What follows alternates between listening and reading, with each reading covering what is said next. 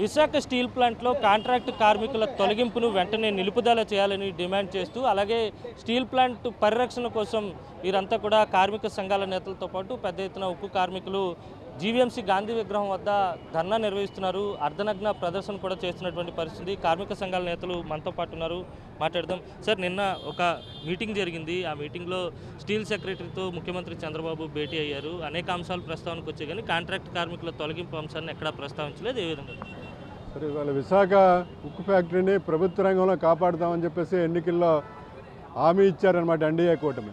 శైలిలో విలీనం చేస్తాం, నిర్వాసులందరికీ ఉపాధి ఇస్తాం, ప్లాంట్లో ఎంప్లాయీస్ అందరికీ కూడా సెక్యూర్ చేస్తామని చెప్పేసి అటువంటి హామీని తుంగలో తొక్కి ఇవాళ ప్యాకేజ్ పేరు మీద పాలాభిషేకాలు చేయించి 4,500 మంది కాంట్రాక్ట్ కార్మికులను తొలగించడానికి ఆ ప్యాకేజీలో కండిషన్ పెట్టారన్నమాట. దానికోసం ఎన్డీఏ కూటమి నాయకులు కానీ మన ముఖ్యమంత్రి గారితో పాటు ఇవాళ స్టీల్ మంత్రి గారు ఉన్నారు, రాజుగారు. ఆ రాజుగారు కూడా కార్మికులను తొలగించడానికి వీలు లేదని చెప్పేసి ఒక్క మాట వినబడలేదన్నమాట, ఒక్క మాట అడగలేదు.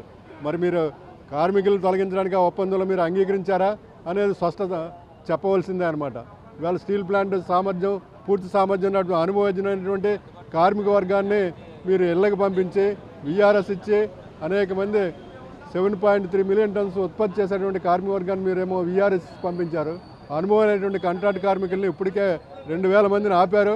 మళ్ళీ ఇంకొక 2,500 మందిని మేము ఆపుతామన్నారన్నమాట. ఈ ప్యాకేజ్ ఎవరి కోసం మీరు ఇచ్చారనేది మీరు అనుభవమైనటువంటి చీఫ్ మినిస్టర్గా మీరు చెప్పారనమాట. అనుభవజ్ఞులు నియమిస్తామన్నారు. ఇవాళ అక్కడ ఉన్నటువంటి ఆ సమావేశంలో కూర్చున్నటువంటి గతంలో ఉన్నటువంటి చైర్మన్ అతుల్ భట్ కావచ్చు, ఇవాళ ఉన్నటువంటి సక్సేనా కావచ్చు, వాళ్ళకి ఎటువంటి అనుభవం లేదు. స్టీల్ ప్లాంట్కి నష్టాలు చేకూర్చింది, BF3 ఆపింది, BFకి స్టీల్ ప్లాంట్కి నష్టాలు వచ్చినటువంటి అధికారులు మీరు కూర్చొని సమావేశాలు పెడితే ఇది విశాఖపట్నం స్టీల్ ప్లాంట్ ముందుకెళ్తుందా?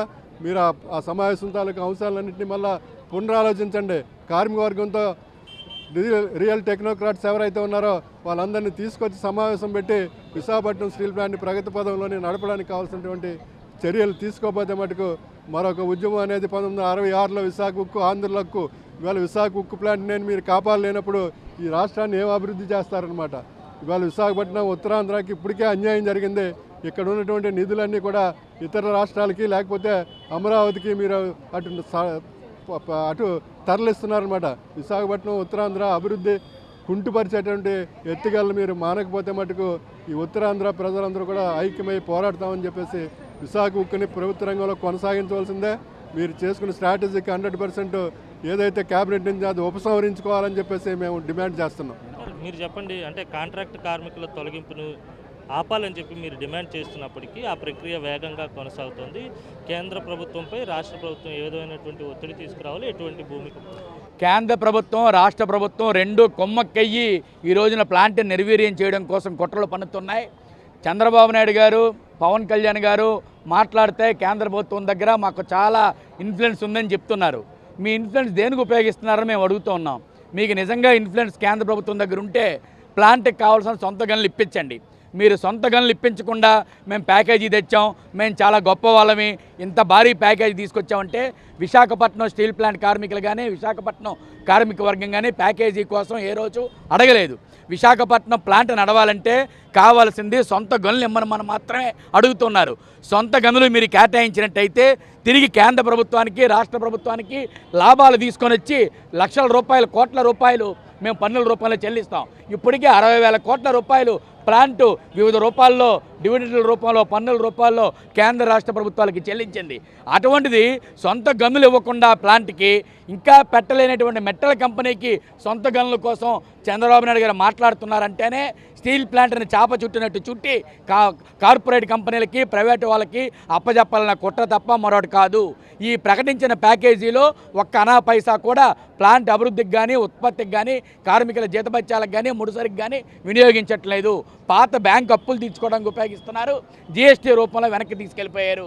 కాబట్టి నిజంగా చిత్తశుద్ధి ఉంటే ప్లాంట్కి సొంత గనులు కేటాయించండి. ఈరోజు ఇంకో మెలికేం పెట్టారు, మీరు కాంట్రాక్ట్ కార్మికుల్ని దశల వారీగా 5,600 మందిని తొలగిస్తే తప్ప మిగిలిన డబ్బులు మీకు ఇవ్వమని చెప్పారు. దానికి దొడ్డిదారిన ఈ రోజున పద్ధతి పాడు ఏమీ లేకుండా కాంట్రాక్ట్ కార్మికులను ఇప్పటికే దాదాపు 1,100 మంది పైబడి తొలగించారు. ఇంకా ఎవరిది ఉద్యోగం ఎప్పుడు ఉంటుందో, ఎప్పుడు ఊడిపోద్దో తెలియదు. ఈ తొలగింపులకు వ్యతిరేకంగా కాంట్రాక్ట్ కార్మికులు అందరూ అందరూ కూడా ఏకోన్ముఖంగా సమ్మె చేశారు. ఒకరోజు ఇదే కనుక కొనసాగితే దీన్ని ఉపసంహరించుకోకపోతే మొత్తం నిరవధిక సమ్మెకు కూడా వెళ్ళటానికి సిద్ధంగా ఉన్నారని తెలియజేస్తూ ఉన్నారు.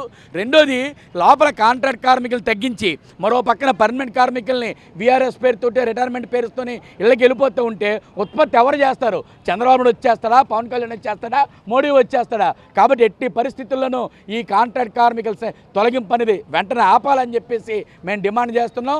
లేకపోతే భవిష్యత్తులో జరిగే పరిణామాలకి రాష్ట్ర ప్రభుత్వం, కేంద్ర ప్రభుత్వమే పూర్తి బాధ్యత వహించాల్సి ఉంటుందని హెచ్చరిక చేస్తూ ఉన్నాం. మొత్తం మీద కాంట్రాక్ట్ కార్మికుల తొలగింపును వెంటనే ఆపాలి, లేని పక్షంలో ఉత్పత్తి కుంటుపడేటువంటి ప్రమాదం కూడా ఉంటుంది. రాష్ట్ర ప్రభుత్వం ఆ దిశగా కేంద్రంపై ఒత్తిడి తీసుకొచ్చి కాంట్రాక్ట్ కార్మికుల తొలగింపు అంశాన్ని తీవ్రంగా పరిగణించి వెంటనే కాంట్రాక్ట్ కార్మికుల తొలగింపును నిలుపుదల చేయాలని పెద్ద ఎత్తున కార్మిక సంఘాల నేతలు డిమాండ్ చేస్తున్నారు. విడుదల రమేష్ రెడ్డితో కలిసి అనిల్, సాక్షి టీవీ.